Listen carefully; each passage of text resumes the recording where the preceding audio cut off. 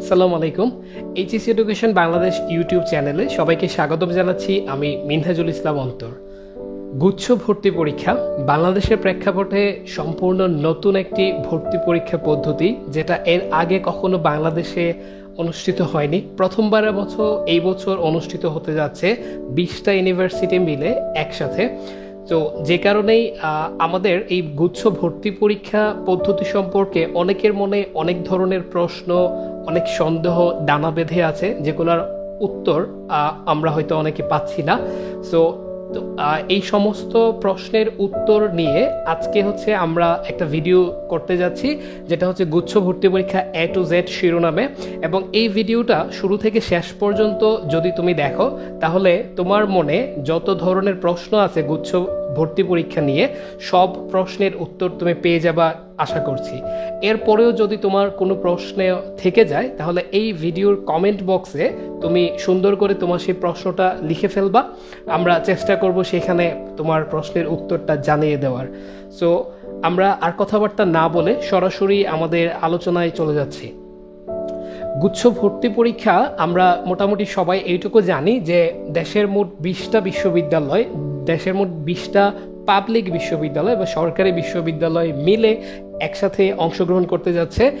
এই বিশ্ববিদ্যালয়গুলোর নাম আমি এখানে লিখে রাখছি, একটু যদি বলে নেই। সেটা হচ্ছে Jagannath university, Islamic university, Shahjalal university of science and technology, Khulna university, Comilla university, জাতীয় কবি Kazi Nazrul Islam university, Begum Rokeya university, Barishal university, Rabindra university, Bangabandhu Sheikh Mujibur Rahman digital university, Sheikh Hasina university and so on, মানে আরও অনেকগুলো, সব মিলে মোট 20টা ইউনিভার্সিটি এই বছরের গুচ্ছ ভর্তি পরীক্ষায় অংশ নিতে যাচ্ছে। আর এটুকু আমরা মোটামুটি নিশ্চিত যে গুচ্ছ ভর্তি পরীক্ষায় এই বছরের ভর্তি পরীক্ষা হচ্ছে 17 অক্টোবর 2021 তারিখে হবে।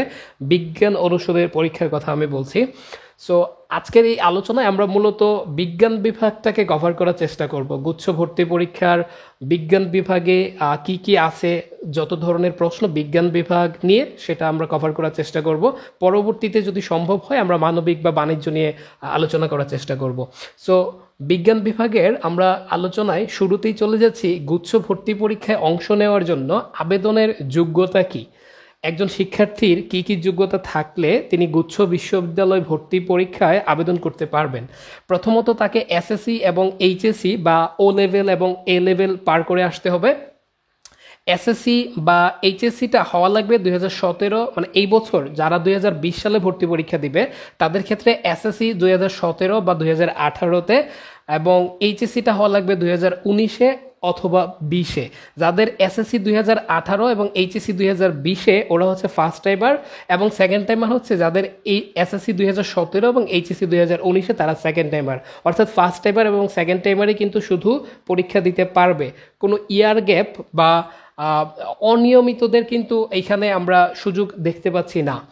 সো এসএসসি এবং এইচএসসিতে যেটা হওয়া লাগবে সেটা হচ্ছে এসএসসি এবং এইচএসসি দুইটাতেই মিনিমাম 3.5 করে পাওয়া লাগবে, এবং দুটার যোগফল হওয়া লাগবে মিনিমাম 8 পয়েন্ট। এই জায়গাটা আমি একটু বুঝিয়ে বলি।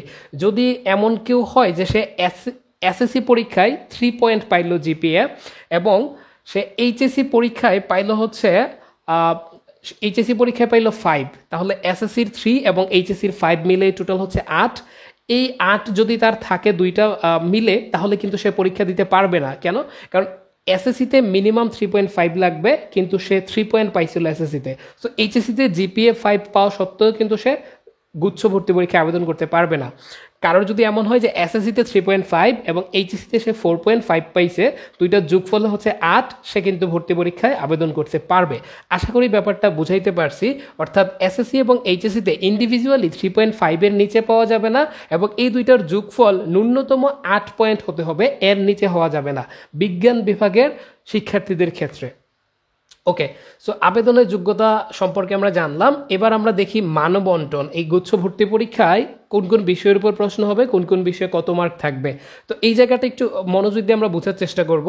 মানবন্টনের বেলায় এই পার্টে যা কিছু আছে, ফিজিক্স, কেমিস্ট্রি, বাংলা এবং ইংলিশ, এই চারটা একজন বিজ্ঞান বিভাগের শিক্ষার্থীকে অবশ্যই এই চারটা আনসার করতেই হবে।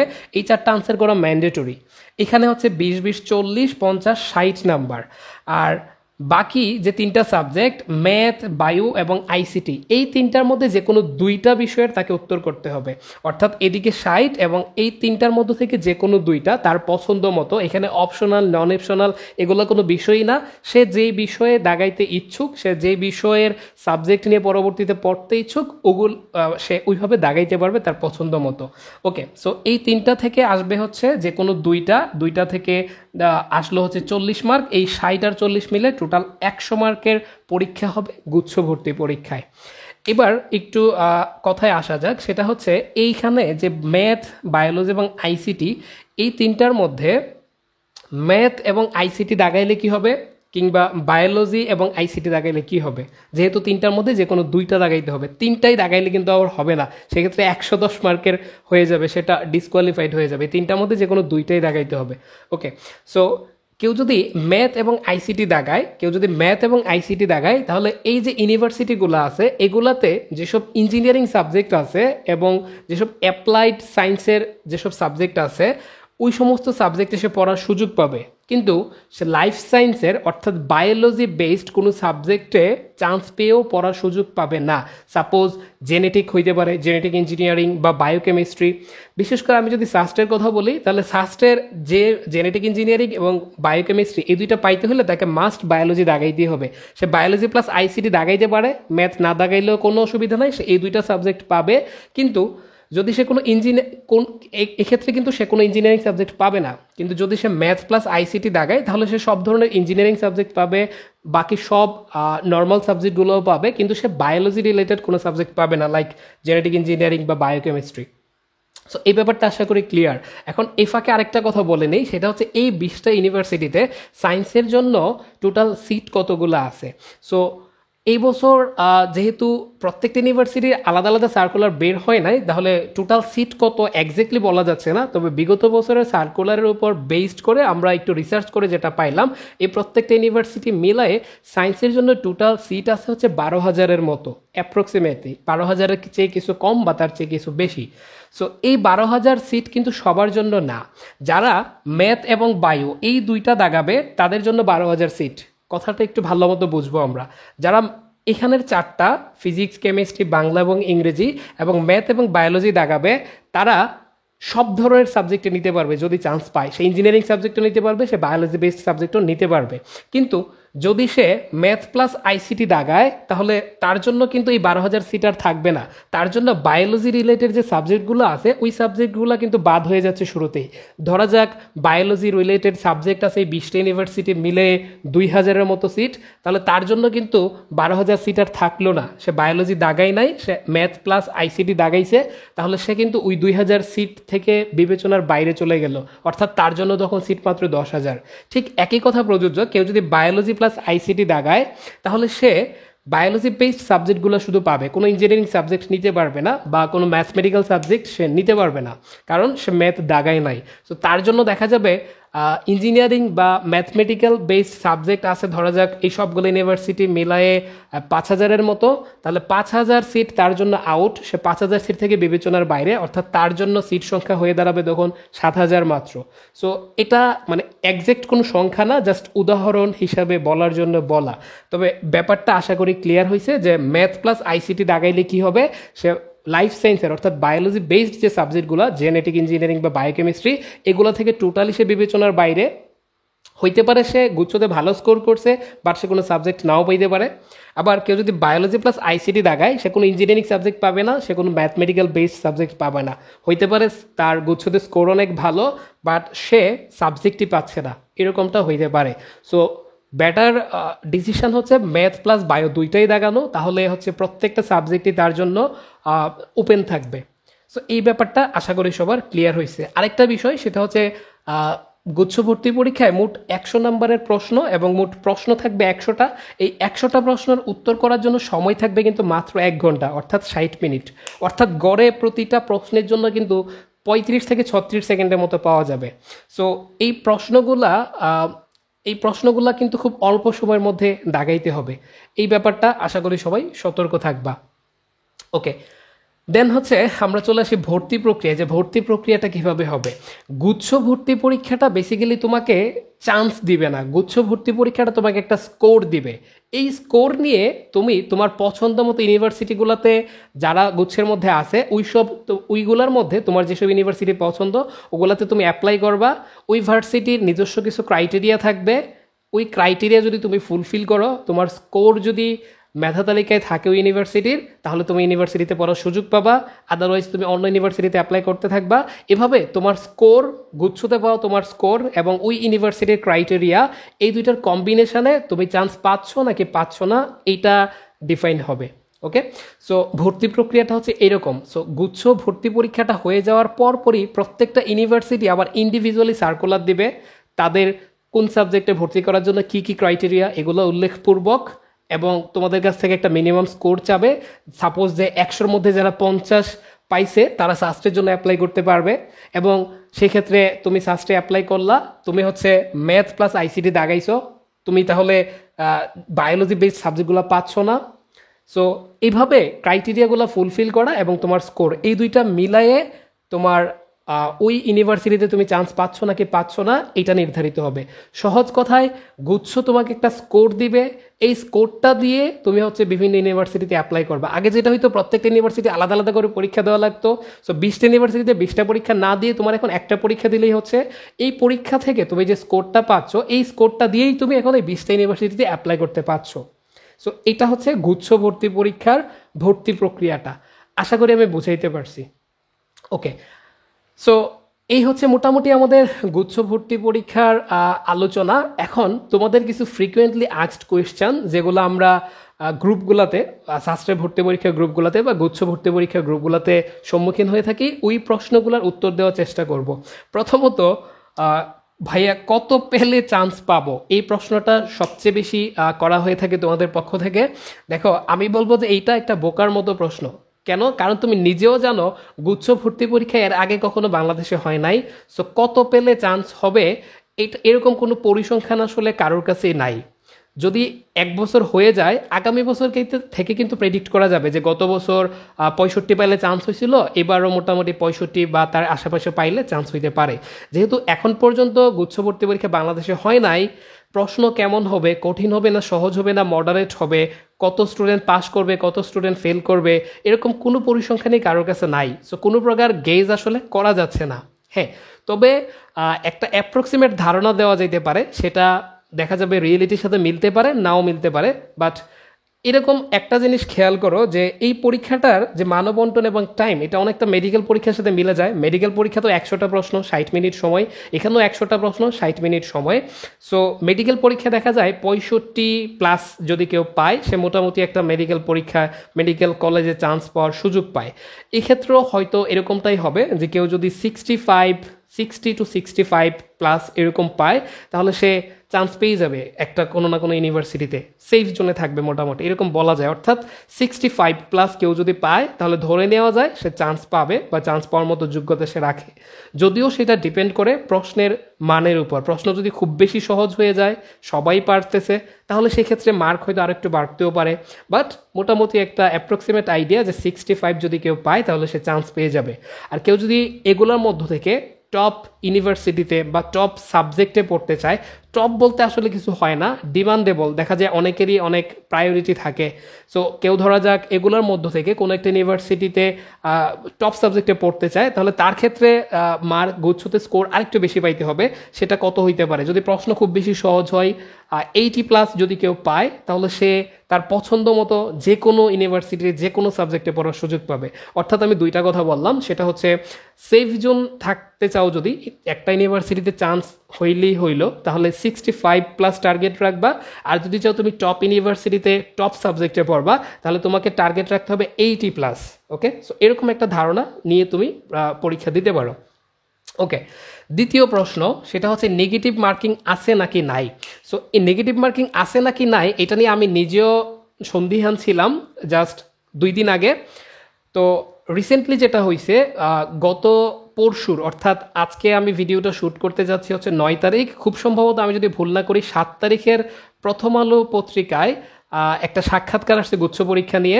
সেখানে হচ্ছে আমাদের শাহজালাল বিজ্ঞান ও প্রযুক্তি বিশ্ববিদ্যালয়ের মাননীয় ভিসি স্যার উনি কিন্তু এই জিনিসটা স্পষ্ট করে দিয়েছেন যে অন্য সব বিশ্ববিদ্যালয়ের ভর্তি পরীক্ষার মতো গুচ্ছতেও নেগেটিভ মার্কিং থাকবে এবং সেখানে প্রতি ভুল উত্তরের জন্য 0.25 মার্ক করে কাটা যাবে, অর্থাৎ একটা ভুল উত্তরের জন্য তোমার 0.25 মার্ক কাটা যাবে, 4টা ভুল উত্তরের জন্য তোমার 1 নাম্বার কাটা যাবে। সো নেগেটিভ মার্কিং আসলে থাকতেছে। ওকে, 3 নাম্বার প্রশ্ন তোমাদের, ক্যালকুলেটর অ্যালাউড কিনা। আচ্ছা, ক্যালকুলেটর অ্যালাউড কিনা এটা নিয়েও গুচ্ছ ভর্তি কমিটি এখন পর্যন্ত ক্লিয়ার কোনো স্টেটমেন্ট দেয় নাই ক্যালকুলেটর আছে নাকি নাই। তবে ঘটনা এখানে দুইটা ঘটতে পারে। প্রথম ঘটনা হচ্ছে এখানে যে ইউনিভার্সিটিগুলো আছে এদের মধ্যে জগন্নাথ, আমি যতদূর জানি জগন্নাথ ইউনিভার্সিটিতে শুধু ক্যালকুলেটর ইউজ করা যায় না, বাদ বাকি প্রায় প্রত্যেকটা ইউনিভার্সিটিতেই মনে হয় ক্যালকুলেটর অ্যালাউড ছিল গুচ্ছ পরীক্ষা আসার আগে। সো দেখা যেহেতু মেজরিটি ইউনিভার্সিটিতে তোমার আগে ক্যালকুলেটর অ্যালাউড ছিল, তাহলে ধরেই নেওয়া যায় মেজরিটি সিদ্ধান্তের ভিত্তিতে যে এবছরও গুচ্ছতেও ক্যালকুলেটরই থাকবে। একটা ঘটনা এটা প্রথমত। দ্বিতীয়ত হচ্ছে যেটা ঘটতে পারে সেটা হচ্ছে ক্যালকুলেটর অ্যালাউড না হইতে পারে। কেন হইতে পারে? দেখো, তোমাকে 100টা প্রশ্ন দাগাইতে হবে, সময় হচ্ছে 60 মিনিট, অর্থাৎ প্রশ্নগুলো আসলে সহজ করা হবে, প্রশ্নগুলোতে খুব বেশি ক্যালকুলেশন থাকবে না, এমনভাবেই করা হবে যেন কেউ একজন 60 মিনিটে 100টা প্রশ্নের উত্তর করতে পারে, যেমনটা অনেকটা মেডিকেল পরীক্ষার ক্ষেত্রে হয়ে থাকে। অর্থাৎ ফিজিক্স থেকেই প্রশ্ন আসবে, বাট খুব বেশি বড় ক্যালকুলেশনের কোনো প্রশ্ন আসবে না, যার জন্য ক্যালকুলেটর মাস্ট লাগবেই। ওকে, সো ক্যালকুলেটর থাকতেও পারে, ক্যালকুলেটর নাও থাকতে পারে, তবে টাইম এবং মার্ক ডিস্ট্রিবিউশন দেখে যেটা আন্দাজ করা যায় সেটা হচ্ছে তোমার যদি ক্যালকুলেটর থাকেও বা নাও থাকে প্রশ্নগুলা খুব বেশি ক্যালকুলেটিভ হবে না, যার জন্য ক্যালকুলেটর প্রয়োজন পড়বেই। ওকে, সো আমি বলবো যে তোমরা ক্যালকুলেটর ছাড়া প্রিপারেশন নাও, যেটা ঢাকা ইউনিভার্সিটির জন্য যেভাবে প্রস্তুতিটা নিতা, ক্যালকুলেটর ছাড়া ছোটোখাটো যোগ বিয়োগ গুণ ভাগ দশমিকের গুণ ভাগ এগুলো করা ট্রাই করো, তাহলে আমার মনে হয় যে তুমি খুব কম সময়ে উত্তর করতে পারবা। সো ক্যালকুলেটর অ্যালাউড কিনা এটা নিয়ে এখন পর্যন্ত ক্লিয়ার কোনো স্টেটমেন্ট দেওয়া হয় নাই। তবে আমি যা ধারণা করতেছি সেটা হচ্ছে যেমন বিগত বছরগুলোতে যেটা হয়তো সাস্টে ভর্তি পরীক্ষার 3 দিন বা 4 দিন আগে সাস্ট হচ্ছে এই পরীক্ষার্থীর নাম্বারে SMS করে ক্যালকুলেটরের অ্যাপ্রুভাল লিস্টটা পাঠিয়ে দিত যে কোন কোন মডেলের ক্যালকুলেটর ইউজ করা যাবে, কোনগুলো যাবে না।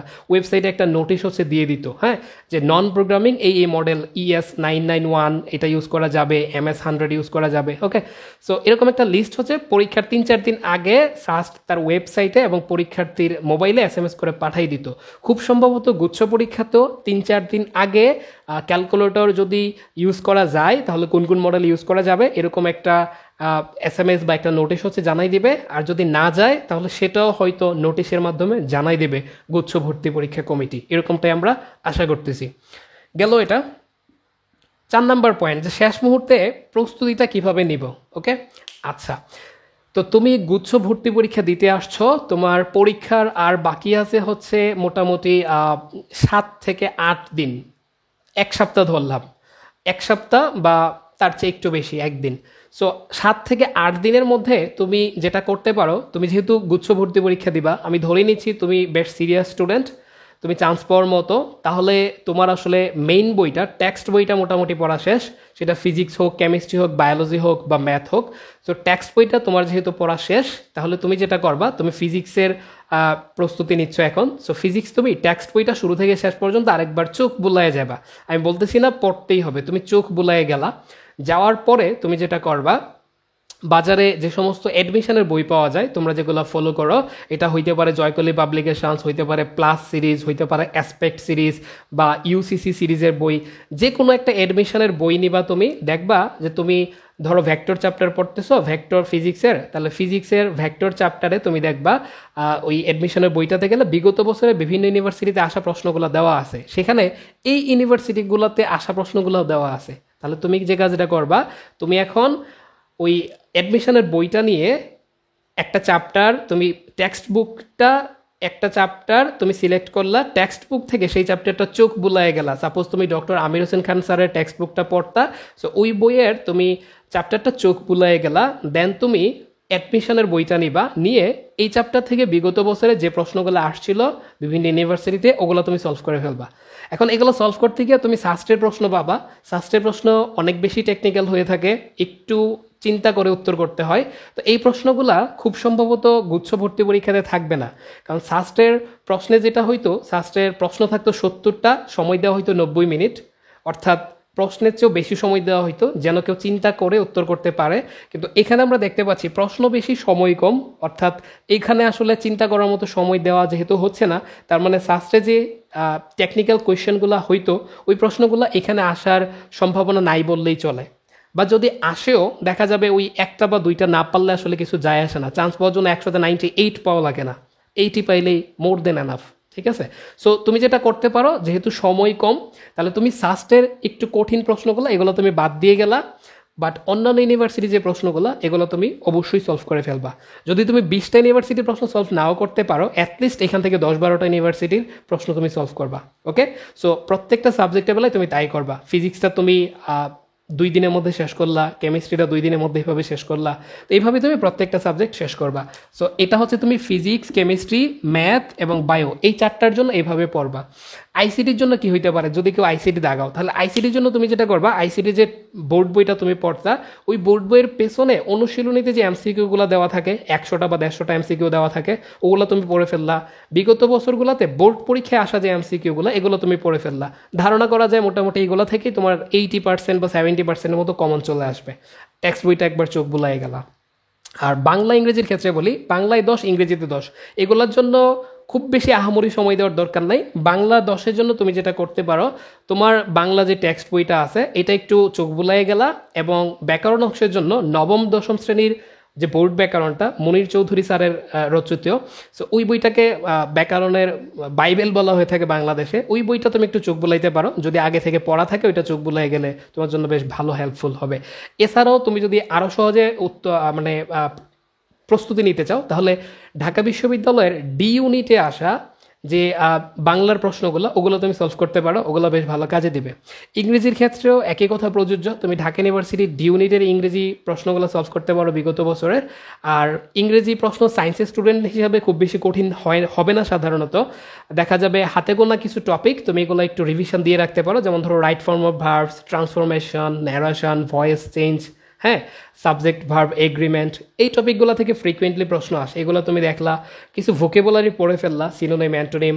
তো এখন তো ভোকেবুলারির বড় বড় লিস্ট মুখস্থ করা যাবে না, যেটা করতে পারো ব্যারন্স 333 হাই ফ্রিকুয়েন্সি নামে একটা ওয়ার্ড লিস্ট পাওয়া যায়, মানে ব্যারন্সের 333টা ওয়ার্ড নিয়ে হাই ফ্রিকোয়েন্সি একটা ওয়ার্ড লিস্ট আছে, ওইটা থেকে মোটামুটি ম্যাক্সিমাম প্রতিযোগিতামূলক পরীক্ষায় কমন আসে, ওইটা তুমি পড়ে ফেলতে পারো।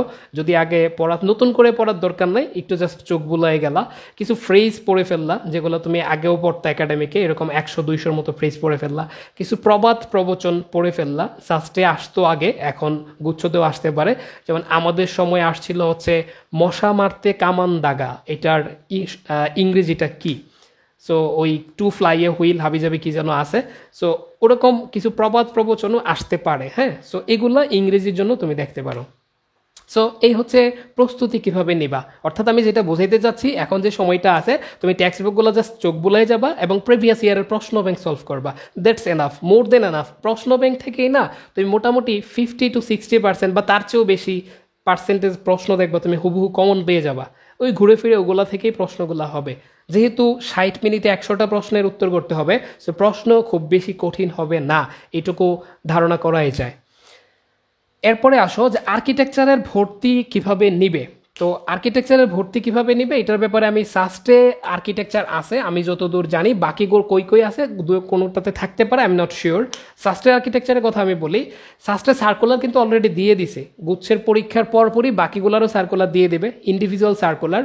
মানে গুচ্ছ তোমাকে ওই যে একটু আগে যেটা বললাম, গুচ্ছ পরীক্ষা তোমাকে একটা স্কোর দিবে, এই স্কোর দিয়ে কিন্তু প্রত্যেকটা ইউনিভার্সিটিতে অ্যাপ্লাই করা লাগবে, ওই ইউনিভার্সিটিগুলো আবার ইন্ডিভিজুয়ালি সার্কুলার দিবে। সাস্টে সার্কুলার অলরেডি পাবলিশড এবং ওইখানে স্পষ্ট করে দেখে আছে যে আর্কিটেকচারের জন্য ঘটনাটা কী হবে। আর্কিটেকচারের জন্য যারা গুচ্ছ ভর্তি পরীক্ষায় অ্যাপ্লাই করবে তাদের যে স্কোর আছে, ওই স্কোর দিয়ে যারা আর্কিটেকচার পড়তে চায় ভর্তি ইচ্ছু যারা, তারা আবেদন করবে। সো ওই আবেদনপত্রের মধ্য থেকে যাদের একটা ডিসেন্ট স্কোর আছে তাদেরকে নিয়ে তাদের মধ্য থেকে বাছাইকৃতদেরকে নিয়ে তোমার সাস্ট হচ্ছে আর্কিটেকচারের যে 30টার মতো সিট আছে খুব সম্ভবত, এই আর্কিটেকচারের 30টা সিটের জন্য ওই বাছাইকৃতদেরকে নিয়ে যারা গুচ্ছ পরীক্ষায় একটা ডিসেন্ট স্কোর আছে এবং যারা আর্কিটেকচারে পড়তে চায় অ্যাপ্লাই করছে, সো তাদেরকে নিয়ে আলাদা করে ছোট একটা পরীক্ষার আয়োজন করবে, সেটা মোস্ট প্রবাবলি সাস্টের ভেতরে হবে। সো ওই পরীক্ষার রেজাল্ট থেকে আর্কিটেকচারে ভর্তিটা নেবে, একবার সার্কুলারে স্পষ্ট করে সেটা বলে দেওয়া আছে। অ্যান্ড ফাইনালি যে প্রশ্নটা আসে অনেক বেশি সাস্টের গ্রুপগুলোতে, বিশেষ করে দেখা যায় ডিপ্লোমা হোল্ডার দিয়ে ভরে গেছে, সো তারা প্রায় প্রশ্ন করে যে ডিপ্লোমা হোল্ডাররা অ্যাপ্লাই করতে পারবে কিনা গুচ্ছ পরীক্ষা। দেখো অ্যাপ্লাই ডেট আসলে অনেক আগেই চলে গেছে, এই বছর আসলে অ্যাপ্লাই করার কোনো সুযোগ নাই, বা আগামী বছরেও সুযোগ থাকতেছে না যদি গুচ্ছ ভর্তি পরীক্ষাটা থাকে।